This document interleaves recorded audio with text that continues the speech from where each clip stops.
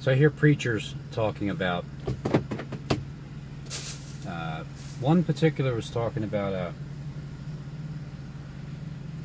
with karate or whatever it is that has to do with like martial arts, that it's demonic because it involves meditating and because when you're meditating you're looking to get power from demonic forces, right? I never really paid attention to it until now. You know, I start thinking, when they talk about an idle mind is the devil's workshop, an idle mind. I'm just going to assume that that's what the people are talking about, having an idle mind, as if meditating, it keeps your mind idle. It keeps it still. Now, I don't know about you or anybody else, but anytime that I shut the chatter up in my head there, the chatter, the noise, when I shut that up, my mind is, well, it's still. It's peaceful.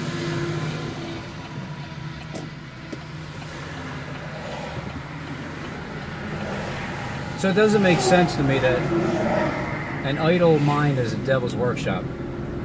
Yeah, I'll say an idle mind as to if you're lukewarm in that sense. If you're lukewarm and you're not hot or cold, and you're not, you know, you're just playing it safe. You're not telling anybody anything that's of valuable information. You're not warning anybody about any, you know, what these people in this world, what they're doing. You're not telling people about the truth. Well, yeah, to me, that's an idle mind. And it's just my understanding of it. But to say that meditation is inviting demons, and it's so freaking ridiculous, because when you shut the chatter up in your head, you're shutting the demons up. When you turn your comment section off, you shut the demons up. I mean, it's a shame for the people that like to comment on people. You know, there's certain people that they just like to comment, and they don't make videos, but they comment, and they're just regular people.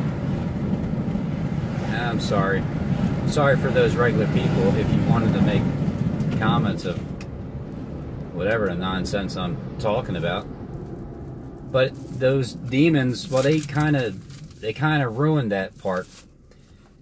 But see, here's the thing. Here's the proof that it works.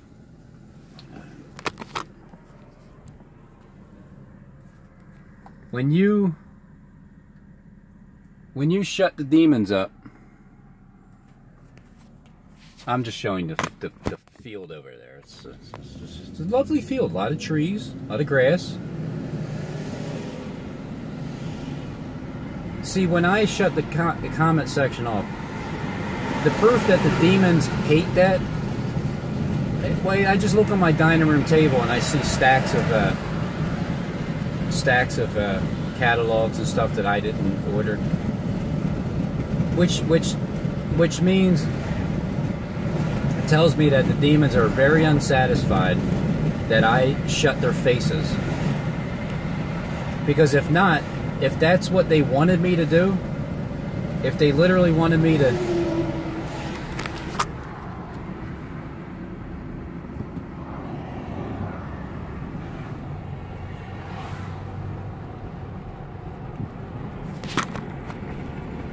If they literally wanted me to shut the comment section off, and they're like, yeah, we finally got people can't talk to them now. That's not the case. The case is, it bothers them tremendously that they can't spew nonsense. And it's not even that it's the human beings itself, it's the spirit that's inside of them. It's the demons.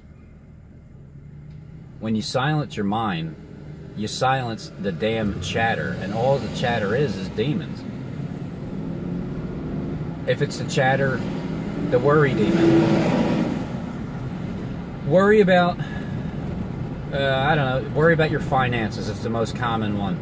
Because we weren't really, particularly we weren't meant to be slaves in this world. I mean, God's original purpose wasn't for that to happen. However, we have to learn the hard way before we move on to the next phase of life. Okay, have the spirit of doubt. Doubt it.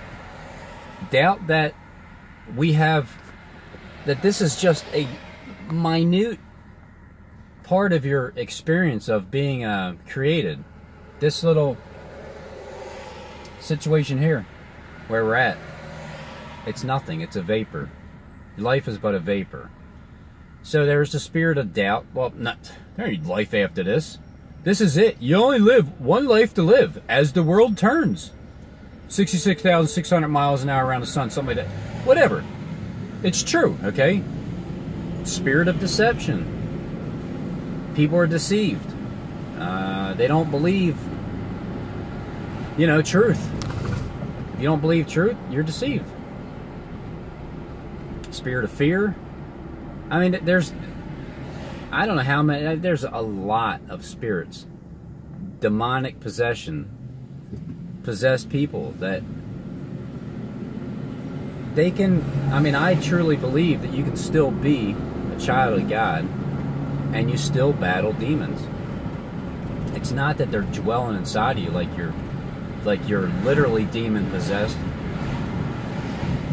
However, the demons do attack you. They come at you.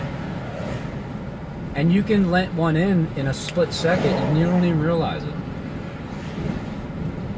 Like let's say if I doubt for a second that God is real and that he's going to stop this insanity before everybody gets killed, if I doubt that for a second, guess what happens next? The spirit of fear comes in. The spirit of fear. Because if God's not going to stop it, well, then I guess you're going to fear that we're going to get killed. And then it's the spirit of doubt. It's just a constant revolving door. If you let one spirit in, their buddies, they gang stalk you. Left and right. Hey, worry demon, come on. Let's get him. We already have him doubting. We got doubting demon, the doubting demon. He's the one that got into his head. So I'm here now, the fear demon and the worry demon. Come on, guys, let's go. Let's get him. All it takes is to open a door for one little damn demon. Demons are homeless. They're homeless, and they want to. They need a place to dwell. So if they can constantly torment somebody on a consistent basis, someone that is weak, well, they're satisfied. They don't want to be. They'd rather not be thrown into the swine, right? They'd rather dwell inside of a vessel and stay there and have residence there. They love it. The saying, don't let them rent space in your head. Well, I don't have any vacancy for them in my head or my temple, my body, my vessel. I don't have time for them. They come through other people. They try to attack you through other people. And that's just the way it is. People who are solidly grounded in Christ, well, they're going to use you. that they're going to use your family against you. They're going to try. That's number one. And then, of course, your workplace. And if it isn't the stalking corporation itself, it's still Satan. Either way, Satan runs divisions of this torment. If he isn't using someone that's directly connected to the stalking organization, like at your workplace or whatever, or even in your family, if people are being stalked by their own family, then Satan's just using the demons themselves to go directly to you. Using the stalking corporation, they use those people that are possessed by demons, the demon of pride, the demon of power, the power trip, the ego boost. That's what it is. People feel powerful because they have the cops behind them. They can do whatever they want, right? They can ride their four-wheeler up and down the street. It doesn't matter. Cop won't do anything. It gives them a sense of power. It's a demon. It's pride. Flat out. It's pride. You're being prideful. God resists the proud, okay? He gives grace to the humble, not the pride, not the prideful. Anybody wants to boast about them being proud? Well, that's a demon of boasting. I mean, there's probably a million different demons. Every word has a demon attached to it. Perversion, the demon of perversion. The disgusting, slothful demons. I'm just trying to name all the demons that are around. The ones that I've had to, well, I can't even say I fight the demons anymore. It's more like they just ricochet off me. They just, it's like, come on.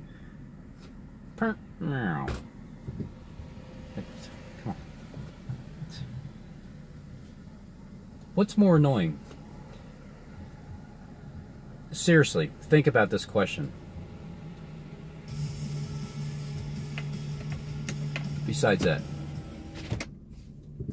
what's more annoying? A mosquito that bites you, or a gang stalker? Think about it. What is more annoying to you? A mosquito that just bites your ankles? Or a freaking stalker that's paid to just sit there and keep their headlights on and aim in your direction when you purposely put in your GPS where you're going so they can be there waiting for you. Just so you can show people, look. Oh my God. Wow. Just for you? Yeah. Hey, what can I say? They know me. The elite, they know Robin Tees. They know all about Robin Tees, don't they? They know more about Robin Tees than Robin Tees. But Robin Tees is starting to figure it out who he really is. Robin Tees, once upon a time, as a little boy, Robin Tees used to walk around the neighborhood when he was 6 years old by himself. Hey, whatever. And, you know those wishy little things that don't work, by the way? I'm just letting you know they don't work. You grab and you're like, I wish, and it's supposed to grant your wish. Well, I wish that when I was 6 years old, I said, God, or no, I didn't say God, because the wishy thing was it wasn't God, it was the fictitious belief that if you wish upon a wishy-wishy thing and it blows away, that your wish will come true. And my wish was, I wish that I could stop doing this. Because as far as I can remember, I always had to catch my breath. I always had to yawn my breath in me. Okay. And now that I understand it later on, I was born that way. I was born to have to grasp for air and yawn it out.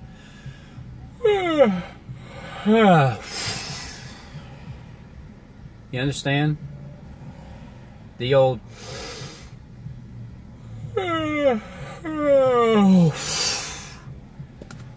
demons.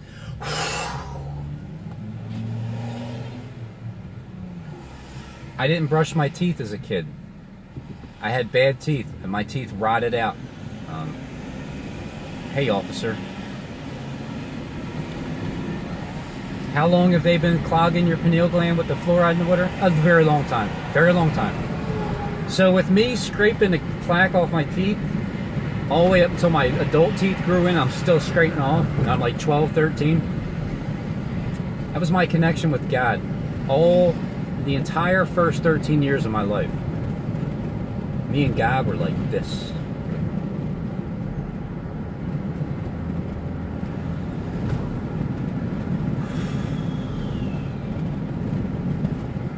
Exit. Demons. See ya. Even if they try to come in.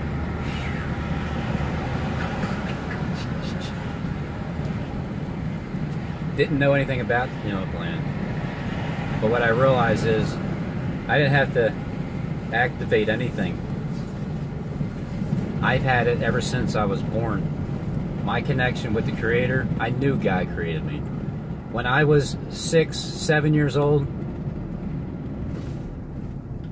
standing up at the top of my stairs, imagining if the world, because I'm trying to figure out why I'm here, and I'm thinking, well, what if nobody existed? What if the world was dark and it was completely black? 7-year-old kid thinking this way. And it was such a terrifying thought to try to imagine the nothing, black, complete, total darkness of space that just goes on for an eternity. I started to feel sick and started crying because I remember my older brother came walking and said, "What's wrong with you, Rob?" And no, I got nothing yet. But my brother remembers me doing that. For some reason, he just remembers me crying at the top of the stairs. I told him afterwards, when I finally realized what it was, I was imagining life not being created. And I did not like it. I didn't like that purgatory spot of being in silence of darkness. I didn't like it. I'd rather see light in silence, white, clean, pure. I always knew God existed. I just didn't know to the magnitude of it. And then, so the first 13 years of my life was just a straight connection with God. And then here comes the drugs, and here comes the drinking, and here comes the demons, and here they come. Here comes the influence of demons through friends. And then, well, up until I was 28, so for the next 15 years, right? Yeah, for the next 15 years, it was all downhill. It was uphill, and then it was downhill. And then the last, how old am I again? 42? Okay, so, and now the last 15 years, it's been starting over again. I basically started over again. I'm back to where I was 2 years after being 13 years old. How's that? I'm 2 years further than I was when I was 13 years old with my walk with God. The last 2 years have truly been eye-opening, just wide eye-opening. I was prepared for this. I was prepared to talk. I didn't talk until I was 5 years old. I didn't say anything. I said to my brother, yeah, but Billy needs shoe. I don't know what the hell that means. What did that mean? Billy needs a shoe? I don't know. I have no clue what I was saying.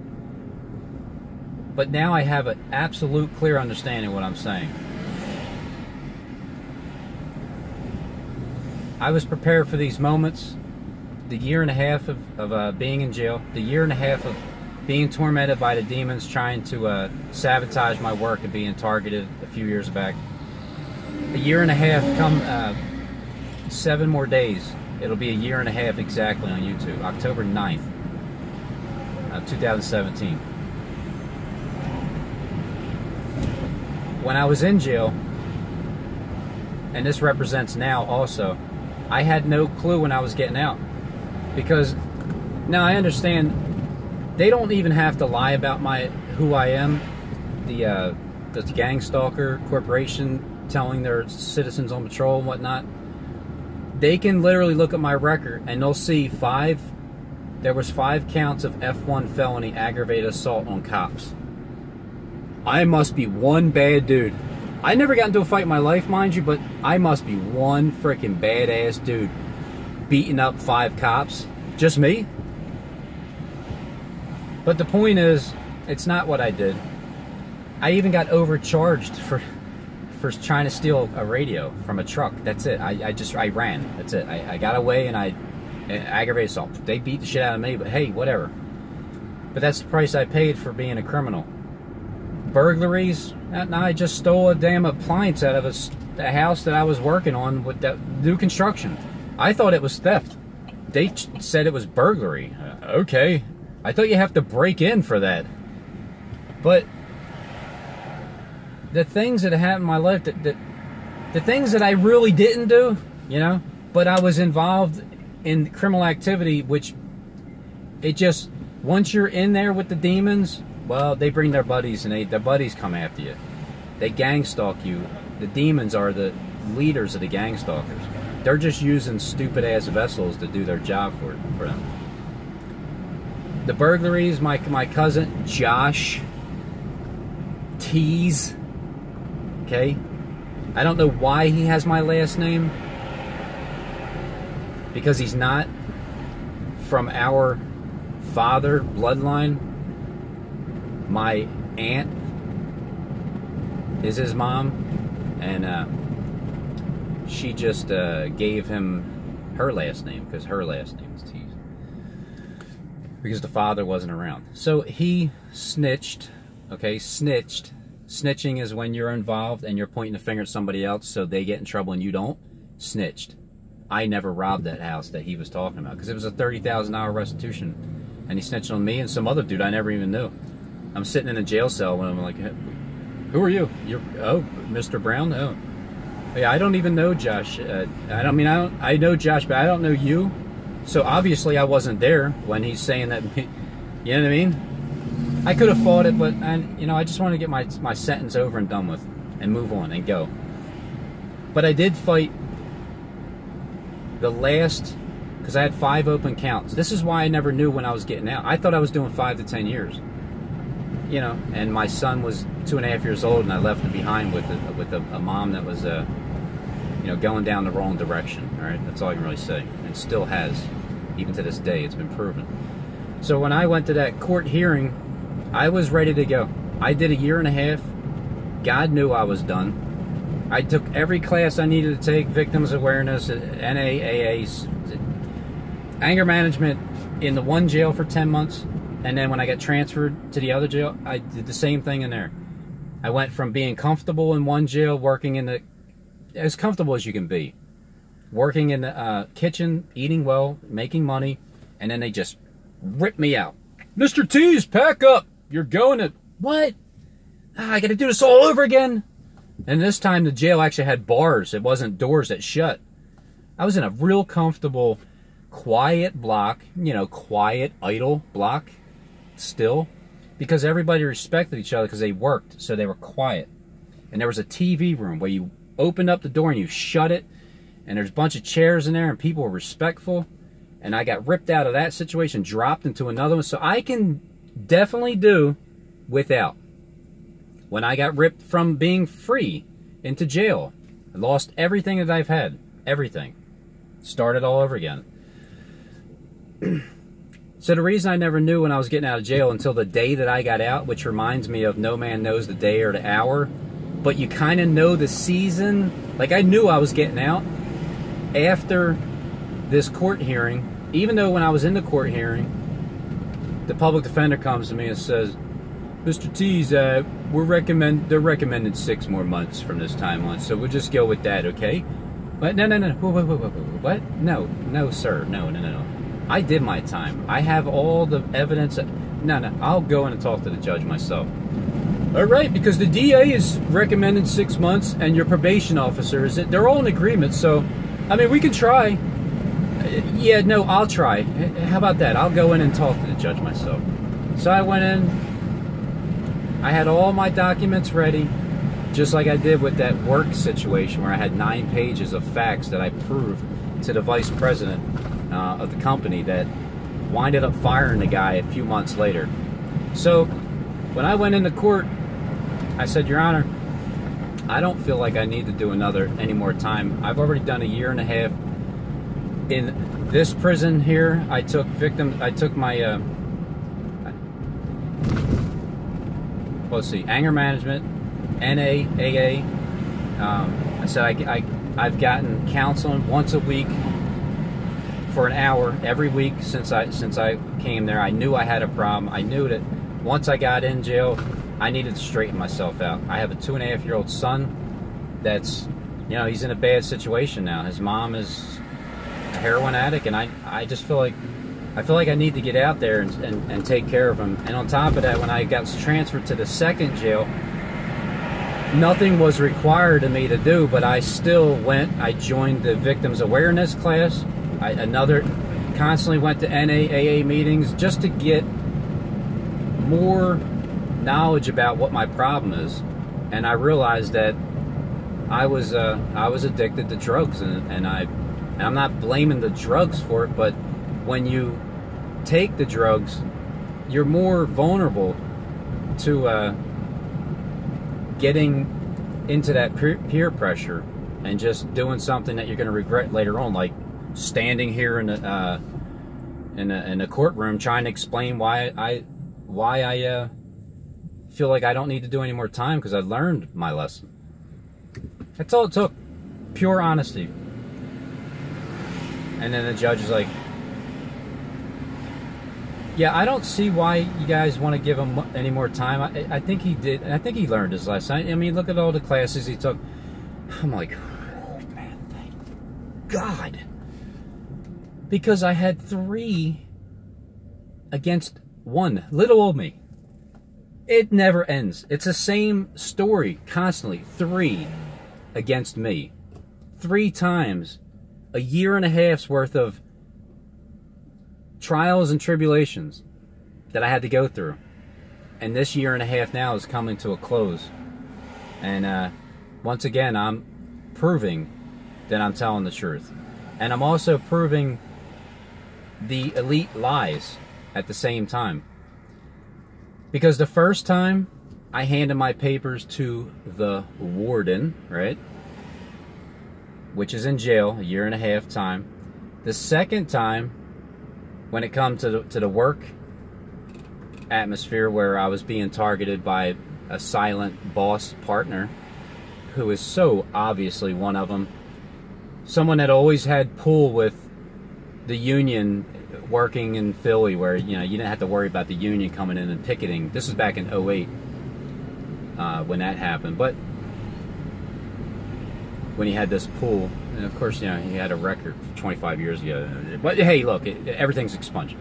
And so this time around, with that work situation, or that time around with the work situation, I handed my 9 pages to the vice president of the corporation, because he was pulled into these meetings along with the supervisor, along with the maintenance manager.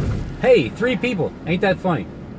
Maintenance manager, supervisor, and the vice president of the company. And little old me. Meetings. Constant meetings with a judge. You know what I mean? And when I was in jail and I had all this I had There was at least 7 of them, because each one was an NA, AA from each jail, the counseling and the victims awareness program, and the anger management. That was seven papers. To the warden, 9 pages to the vice president, and now I'm handing my entire life story, a book that I wrote digitally with this. I mean, all my words are being recorded anyway. This is literally a digital book of my life. I don't have to publish this book. It's already published. I'm handing this life story over because I start with low tier and I move my way up to handing it to the most important people. Guess who I'm handing this one over to? That's right. Here you go, God. Here's my life story. He's in charge. He's the judge. I'm gonna win. I already won. It's just a matter of the time. It's drawing closer and closer and closer. I'm not exactly sure when, but I know the season. The season is, I just stepped out of that courtroom. Oh man, the feeling was so unbelievable. To defeat 3, I'm just call them demons, because the demons are the ones that wanted to keep me in jail. I was done. God knew I was done. I thought I was doing a 5 to 10 year sentence. I only did a 1.5 years. That's it. And I got out exactly when I needed to. And it took me 3 years to get full custody of my son. Everything in my life just revolves around the number 3. This is the 3rd World War. It's a spiritual warfare. It's been going on. There is no real world war, because everything is it's an act anyway. Everything's fake in the world. But they don't want you to know that, and I do want you to know that. So I'm proving it to you that that's the case. So the number 3 is manifesting big time in my life, and it's getting ready to come to its climax. So I can't wait to defeat the demons, all of them, every one of them, once and for all. Every demon and the family member that's trying to torment people with disbelief, whether it's just straight up disbelief, deception, anger, anything, whatever it is. Those demons are afraid of me, and I know it, because they just bounce off me like freaking gnats. But those mosquitoes, they're annoying, but not